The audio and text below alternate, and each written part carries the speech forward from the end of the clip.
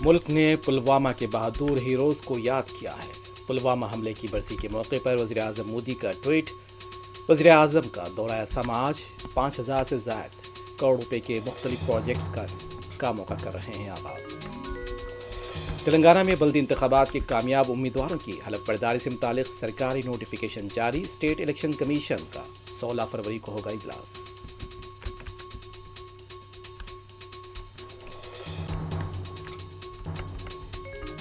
تلنگانہ کے بلدی اور کارپوریشنز کے انتخابات میں مجلس اتحاد المسلمین کا شاندار مظاہرہ۔ 67 امیدوار کامیاب۔ نظام آباد میونسپل کارپوریشن میں سب سے زیادہ امیدواروں کی کامیابی۔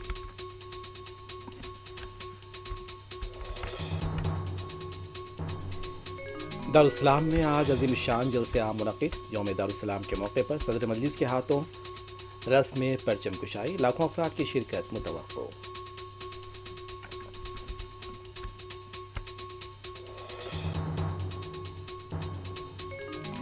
امریکہ ایران کے خلاف طویل فوجی آپریشن کی تیاری کر رہا ہے۔ امریکی عہدیداروں کا دعویٰ۔